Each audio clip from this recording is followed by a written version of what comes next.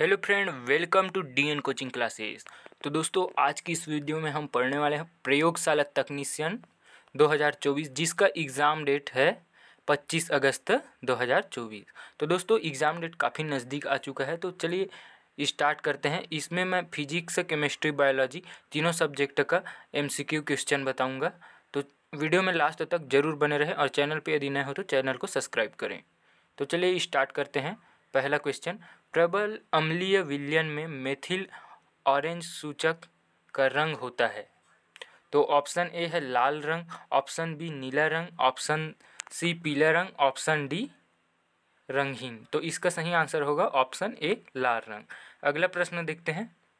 Sulphuric अम्ल में अम्लीय हाइड्रोजन परमाणुओं की संख्या है। Option A 2, option B 1, option C 3, option D 0। तो इसका सही आंसर होगा ऑप्शन ए 2। ऑप्शन ए इसका सही आंसर है। अगला प्रश्न देखते हैं। लेड बैक्टीरियों में प्रयुक्त किया जाने वाला अम्ल है। नाइट्रिक अम्ल, हाइड्रोक्लोरिक अम्ल, सल्फ्यूरिक अम्ल, ये सभी। तो इसका सही आंसर होगा ऑप्शन सी सल्फ्यूरिक अम्ल। अगला प्रश्न देखते हैं। निम्नलिखित में से प्रबल अम्लों का युग्म कौन सा है। ऑप्शन ए H2S व NCN, ऑप्शन बी H2SO4 और NHO3 HNO3, सल्फ्यूरिक अम्ल और नाइट्रिक अम्ल, ऑप्शन सी सोडियम हाइड्रोक्साइड और पोटेशियम हाइड्रोक्साइड, अमोनियम हाइड्रोक्साइड और H2S हाइड्रोजन सल्फाइड। तो इसका सही आंसर हो जाएगा ऑप्शन बी सल्फ्यूरिक अम्ल व नाइट्रिक अम्ल। अगला प्रश्न देखते हैं। बेकिंग पाउडर का एक अवयव सोडियम हाइड्रोजन कार्बोनेट है, इसका अन्य अवयव है। तो ऑप्शन देखते हैं। पहला हाइड्रोक्लोरिक अम्ल, option B sodium carbonate, option C tartaric अम्ल, ऑप्शन डी ये सभी। तो इसका सही आंसर होगा ऑप्शन सी टार्टरिक अम्ल। अगला क्वेश्चन देखते हैं। प्रबल अम्ल के जलीय विलयन में किसका आधिक्य होता है। Option A hydrogen plus ion, option B chlorine आयनों का, ऑप्शन सी हाइड्रोक्साइल माइनस आयनों का और ऑप्शन डी सोडियम प्लस आयनों का। तो इसका सही आंसर होगा ऑप्शन ए हाइड्रोजन प्लस आयनों का, धन आयनों का। अगला प्रश्न देखते हैं। सिरके में कौन सा अम्ल उपस्थित होता है। ऑप्शन ए लैक्टिक अम्ल, ऑप्शन बी मैलिक अम्ल, ऑप्शन सी एसिटिक अम्ल, ऑप्शन डी टार्टरिक अम्ल। तो इसका सही आंसर हो जाएगा वो होगा ऑप्शन सी एसिटिक अम्ल। अगला प्रश्न देखते हैं। निम्नलिखित में से सत्य कथन का चयन कीजिए। ऑप्शन ए सल्फ्यूरिक अम्ल के संपर्क में आने पर कपड़ा, कागज आदि नष्ट हो जाते हैं। अगला देखते हैं। बी अम्ल सक्रिय धातुओं से क्रिया करके हाइड्रोजन मुक्त करते हैं। ऑप्शन सी क्षारक जल में विलय करने पर हाइड्रोक्साइड आयन देते हैं। ऑप्शन डी टूथपेस्ट हल्का सा अम्लीय होता है। तो इसका सही आंसर हो जाएगा ऑप्शन डी ये सभी सत्य हैं। ये सभी बोलता हूँ। ऑप्शन डी टूथपेस्ट हल्का सा अम्लीय होता है।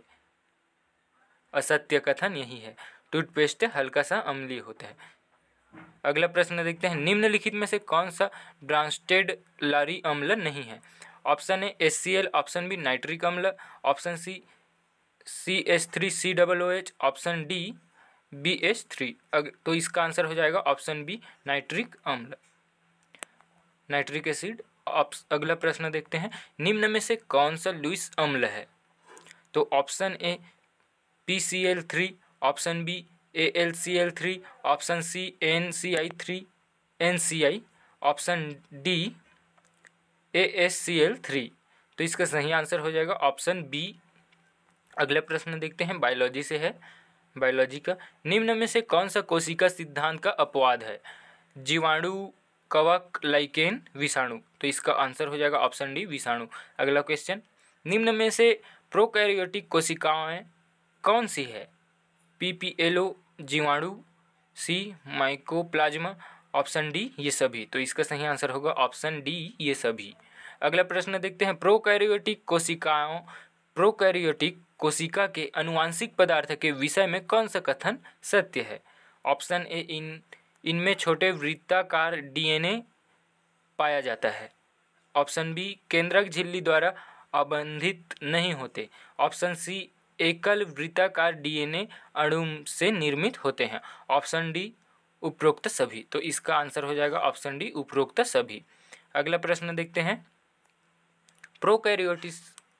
प्रोकैरियोट्स की कोशिका झिल्ली का एक विशिष्ट विभेदित आकार निम्न में से कौन सा है? Option A ribosome, option B सूक्ष्मांकुर, option C mesosome, option D रसधानी। तो इसका आंसर हो जाएगा option C mesosome.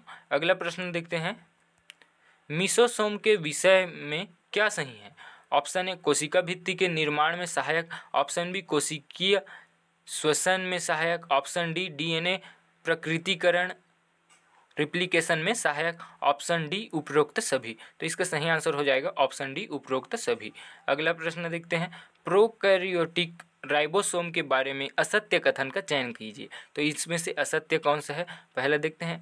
70S ribosome 50S और 305 उप इकाइयों का बना होता है।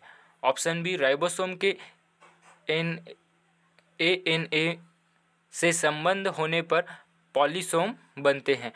ऑप्शन सी राइबोसोम प्रोटीन संश्लेषण के निर्माण स्थल है। ऑप्शन डी पॉलीसोम के राइबोसोम एक ही प्रकार के पॉलीपेप्टाइड के कई प्रतियों के संश्लेषण में भाग लेते हैं।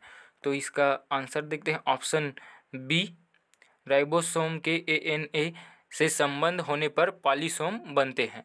अगला प्रश्न देखते हैं। निम्नलिखित में से कौन सा पूर्ण रूप से यूकैरियोटिक है? ऑप्शन ए मोटिस्टा, ऑप्शन बी पादप, ऑप्शन सी कवक, ऑप्शन डी ये सभी। तो इसका सही आंसर हो जाएगा ऑप्शन डी ये सभी। अगला प्रश्न देखते हैं। निम्नलिखित में से किनके आधार पर पादप कोशिका और जंतु कोशिका में विभेदन कर सकते हैं? ऑप्शन ए बड़ी रसधानी लवक और कोशिका भित्ति, ऑप्शन बी कोशिका भित्ति लवक और तरल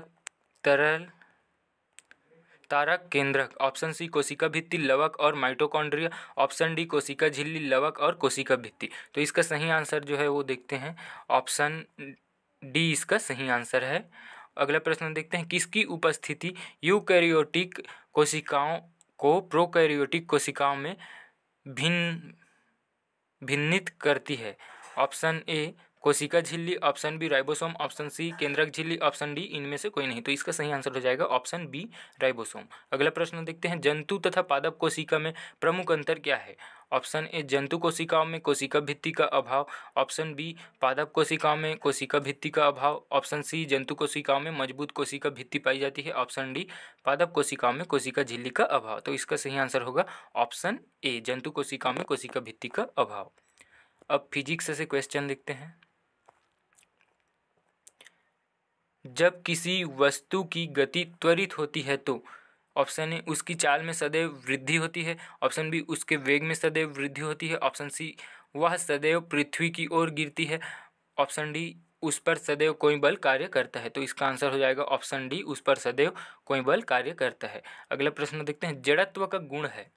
ऑप्शन ए किसी वस्तु में होता है, प्रत्येक वस्तु में होता है, किसी भी वस्तु में नहीं होता, केवल गतिशील वस्तु में होता है। तो इसका आंसर होगा प्रत्येक वस्तु में होता है। अगला प्रश्न देखते हैं।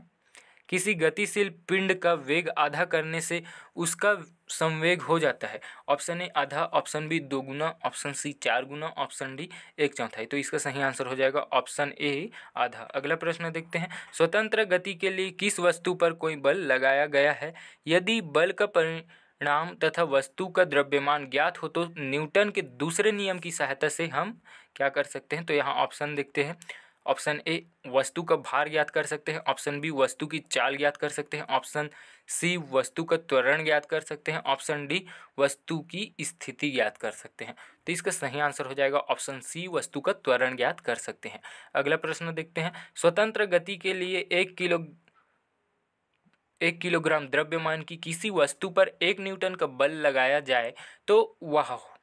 तो ऑप्शन ए 1 मीटर सेकेंड की चाल से गति करेगी, ऑप्शन बी 1 मीटर प्रति सेकेंड की चाल से गति करेगी, ऑप्शन सी 10 मीटर प्रति सेकेंड की त्वरण से गति करेगी, ऑप्शन डी 1 मीटर प्रति सेकेंड 2 के त्वरण से गति करेगी। तो इसका सही आंसर हो जाएगा ऑप्शन डी 1 मीटर प्रति सेकेंड के त्वरण से गति करेगी। अगला प्रश्न देखते हैं। चालक अपनी कार को पहले 1.8 मीटर प्रति सेकंड की दर से त्वरित करता है, फिर 1.2 मीटर प्रति सेकंड की दर से त्वरित करता है। इंजन द्वारा आरोपित बलों का अनुपात क्या होगा? तो ऑप्शन ए देखते हैं 1:2, option B 2:1, option C 2:3, option D 3:2। तो इसका आंसर होगा 3:2, option D right answer.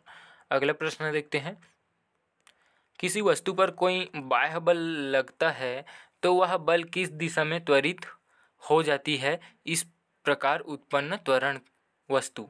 Option A पर लगे गए बल के समानुपाती होता है, ऑप्शन बी के वेग के समानुपाती होता है, ऑप्शन सी के द्रव्यमान के समानुपाती होता है, जड़त्व के समानुपाती होता है, वस्तु के जड़त्व के। तो इसका सही आंसर होगा ऑप्शन ए, वस्तु पर लगे बल के समानुपाती होगा। अगला प्रश्न देखते हैं, अचर बल 0.6 किलोग्राम द्रव्यमान के किसी पिंड में 0.08 मीटर प्रति सेकेंड का त्वरण उत्पन्न करता है तो बल का परिणाम होगा। Option A 0.048 newton, option B 4.8 newton, option C 48 newton, option D 0.48 newton. तो इसका सही आंसर होगा ऑप्शन ए 0.048 न्यूटन। अगला प्रश्न देखते हैं, कोई बल 10 ग्राम द्रव्यमान की वस्तु ए बी 8 मीटर प्रति सेकंड का त्वरण उत्पन्न करता है और कोई दूसरा बल 20 ग्राम द्रव्यमान की वस्तु बी में 5 मीटर प्रति सेकंड स्क्वायर का त्वरण उत्पन्न करता है। तो ऑप्शन ए बी की अपेक्षा ए पर बड़ा बल लगता है, ऑप्शन बी ए की अपेक्षा बी पर बड़ा बल लगता है, ऑप्शन सी ए और बी दोनों पर समान बल लगता है, ऑप्शन डी देखते हैं ए और बी दोनों पर बल 0 लगेगा। तो इसका सही आंसर होगा ऑप्शन डी। लास्ट क्वेश्चन सबसे, न्यूटन के तृतीय नियम के अनुसार क्रिया और प्रतिक्रिया बल ऑप्शन ए एक ही वस्तु पर कार्य करते हैं, ऑप्शन बी अलग अलग वस्तुओं पर एक दूसरे के विपरीत कार्य करते हैं, ऑप्शन सी परिणाम और दिशा के में समान होते हैं, ऑप्शन डी एक दूसरे के लंबवत कार्य करते हैं। तो इसका सही आंसर हो जाएगा ऑप्शन क्रिया प्रतिक्रिया एक दूसरे के विपरीत कार्य करते हैं, ऑप्शन बी इसका सही आंसर होगा। तो आई होप दोस्तों ये वीडियो आप सभी को अच्छा लगा होगा, तो वीडियो को लाइक शेयर करें, चैनल को सब्सक्राइब करें। मिलते हैं इसी तरह के नेक्स्ट वीडियो में, क्योंकि आपके लिए लैब टेक्नीशियन का वीडियो एग्ज़ाम तक कंटिन्यू आएगा, तो चैनल को सब्सक्राइब जरूर करें।